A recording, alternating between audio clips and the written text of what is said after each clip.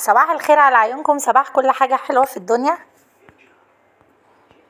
جاي لكم النهارده بفيديو جديد. لو انتوا بتشوفيني لاول مره حطوا لايك للفيديو واشتركوا في القناه لو انتوا مش مشتركه، ونسمي الله ونصلي على الرسول عليه افضل الصلاه والسلام. اللهم صل وسلم وبارك على سيدنا محمد وعلى ال سيدنا محمد.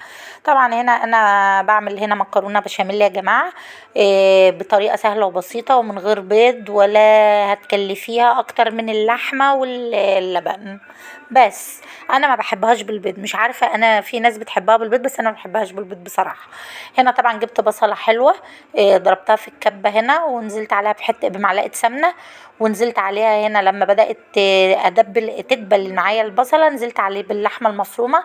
خدت تشويحه معاكي تقومي جايه عشان او على كل ده على نار عاليه عشان طبعا ما تسردش ميه منك.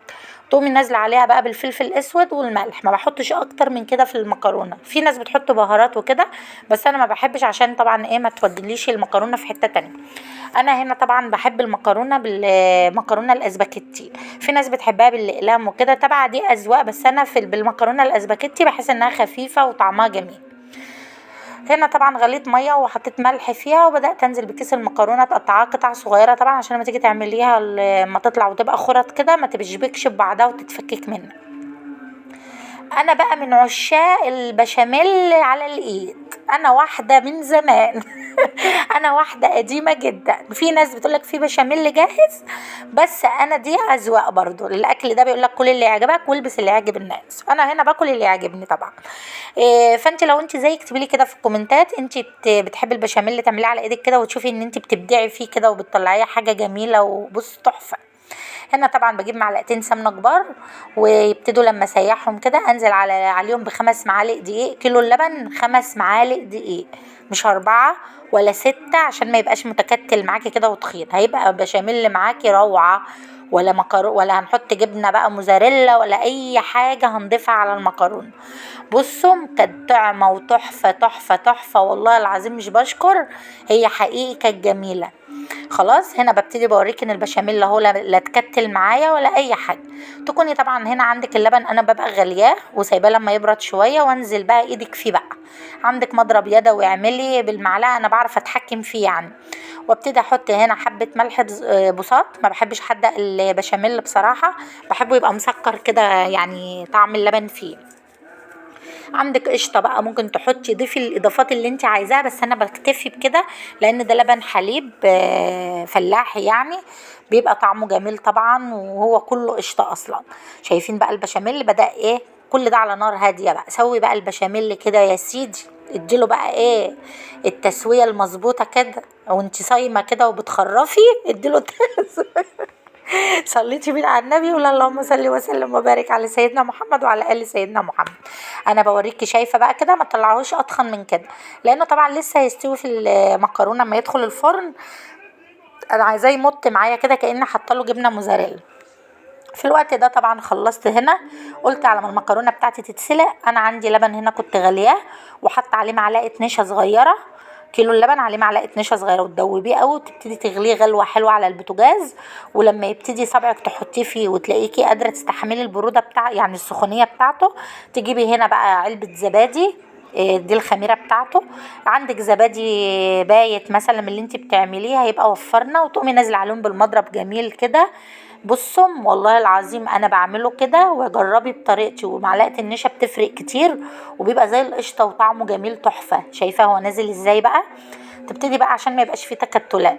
كيلو لبن شوفي عمل لي قد ايه، بيكفوني يومين يعني. هنا اقتصادي وتوفير وفي نفس الوقت حاجه حلوه يعني في بيتك بنظافه. وبصراحه انا بقيت بتقرف والله العظيم من اي حاجه بقت من بره، من اللي الواحد بيشوفه. لا عدت بحب اجيب زبادي ولا احب اجيب العصاير ولا اي حاجه، كل حاجه بعملها في بيتي اقتصاديه وفي نفس الوقت موفره وحلوه وحاجه نظيفه. بناكل ولادنا، بنبني لهم جسمهم على نظافه، مش بنبني جسم على ميكروبات، واحنا مش عارفين اللي بره دول حاجتهم نظيفه ولا اللي بيعملوا الحاجه هنا انا بنيل اولاد.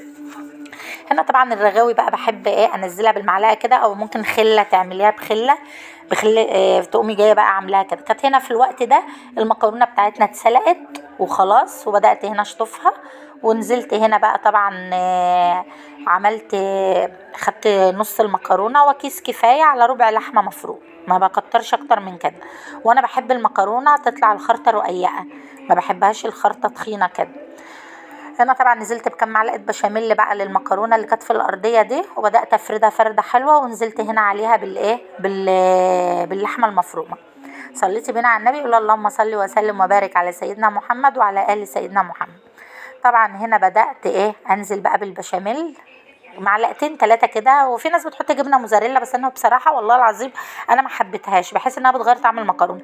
انا باكل مكرونه امي بتاعت زمان دي، انا عايزه دي المكرونه الاصليه، لا بنضيف لها اضافات ولا فلفل الوان ولا اي حاجه، انا عايزه اكل المكرونه دي. حتى جوزي قال لي انا عايز مكرونه من بتاعتنا بتاعت امهاتنا بتاع زمان، مش مكرونه من اللي قاعدين يعملوا افتكاسات ونحط مش عارف ايه وكده، لا. معلش الجلاش ممكن تعملي فيه كل اللي انت عايزاه زي البيتزا، لكن المكرونه بالذات اي اضافه فيها زياده بتغير طعمها وبتوديها في حته تانية. طبعا هنا بدأت بقى اوزع البشاميل، وخلصت هنا المكرونه، نزلت هنا بقى بميه سخنه على الزبادي. طبعا ده انا كنت عاملاه الساعه 11 الصبح، والله اكلت منه بالليل ساعه السحور، يعني بدأ يمسك وكان جميل، وقبل ما احطه في تلاجة ولا اي حاجه.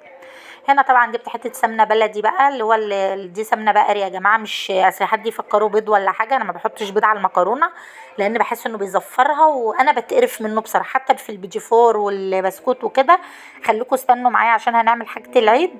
انا بوفر في البيض، على ما ان البيض كده كده غلا، انا كده كده اساسا كنت قبل ما البيض يغلي انا بوفر فيه يعني. صليتي بينا على النبي، ولا اللهم صل وسلم وبارك على سيدنا محمد وعلى ال سيدنا محمد. طبعا هنا بقى ايه، قلت احمر بطاطس جنب البتاع ده، جنب صينيه المكرونه. هنا بقى كانت حماتي عايزه صينيه بطاطس صغنونه كده، بعتها لها، اقول لا لا طبعا اعمل لها اللي هي عايزاه. فهنا طبعا جبت بقى بصلتين حلوين، البطاطس اللي زي الورقه دي بحب البصل يبقى كتير. هنا 3 بصلات كبار عملتهم حلقان زي ما انت شايفاهم كده، نزلت عليهم معلقه كزبره ناشفه، 7 بهارات، معلقه فلفل اسود، قرفه، بصي كله نسب متساويه كده، وملح. هتقولي لي هتحطي ملح قبل ما تسوي اللحمه، هقول لك وهتستوي وهتبقى زي العسل وزي القمر، زي البطاطس اللي في الورقه بالظبط، بس دي الفرق ان انا هحطها في صينيه. هنا تدعكهم الدعكه دي بقى هي اللي ايه بتخلي لك ريحه للبطاطس. ونزلت هنا بفصين توم فرمتهم ونزلت عليها، التوم برضو بيفرق يا جماعه. هنا طبعا جبت بقى معلقه سمنه وبدات اشوح ايه اللحمه. طبعا حماتي ما هي وابنها بس، فده كفايه عليها يعني. وبعت لها برضو مكرونه يعني، مش بطاطس بس. وهي جبت هنا بقى 3 بطاطسات حلوين، تبتدي بقى تخرطيهم مش رقيق عشان ما يتهروش، لان لاحظي ان اللحمه مش مستويه، فطبعا عشان البطاطس تستحمل السوا. والله العظيم كانت بصوا طعمه بتشكر لي وبتقولي تسلم ايدك بصراحه. هنا طبعا خدت اللحمه تشويحه حلوه على البوتاجاز، ونزلت عليها بالبصل بالتوابل بتاعته بكله، اقسم بالله وصيامي كان قالب لي ريحه الشقه من قبل ما اعمل اي حاجه. طبعا هنا بدأت بقى اقلب زي ما انت شايفه كده لغايه ما البصل بقى اللحمه تشرب من البصله كده من التتبيله بتاعته، ونقوم نازلين عليها بقى إيه بكم قرن فلفل حامي كده، برضه هشوحه فيها، ولا طماطم ولا جزر ولا اي حاجه، هي كانت عايزاها بطاطس بس كده والله، وانا بحبها فعلا كده، هي عايزاها بطاطس بس كده والبصل فيها. هنا طبعا اهوت بدأت بقى ايه اخدهم تشويحة جميلة كده على البوتاجاز، وبدأت بقى هنا كنت تكوني بقى ايه تنزلي بقى بالبطاطس. بصوا تشويحة البطاطس دي بقى بتفرق، حتى لو هتحطي بسلة ولا بتاع بقى شوحيه. طبعا هنا كنت غالية بقى تمر هندي علشان هعمله يعني، كنت مستعجلة، فانا سبت التمر هندي لغاية ما يتقل يعني، وبعدين اصفيه. هنا بقى مية مغلية من البراد، وتنزلي بيها على الحاجات الجميلة القمر اللي احنا عملناها دي، وتبتدي بقى تلفها بورق فويل، هي العقد بتاعها اهو زي ما انت شايفة. وحطيت هنا ورق لورا بس، ولا حبهان، الحبهان بيغير طعم طبعا اللحمة. يعني في حاجات بيتحط لها حبهان وفي حاجات ما بيتحطش. هنا بقى خلاص خلصت، طلعت بقى على بره ايه على ما حاجتي دي تستوي في الفرن، طلعت بقى قلت ازحف ايه الصلاه بقى. هتقولي لي عامله قبل رمضان، هقول لك عامله وهعمل لسه تاني واروق وارتب. بظبط بس الحاجات اللي انا عملتها. انا هديت نفسي قبل رمضان، فدي بقى الحاجات اللمسات الاخيره بقى عشان طبعا العيد كل سنه وانتم طيبين. طبعا بدات ازحف بقى السقف هنا وكله علشان بقى كام يوم كده ونشيل الحاجات الزينه دي.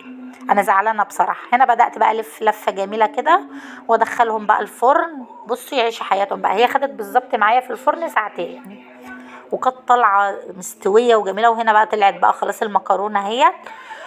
البطاطس طبعا انا ما بينتهاش لان انا وديتها بقى بصينيتها بكله.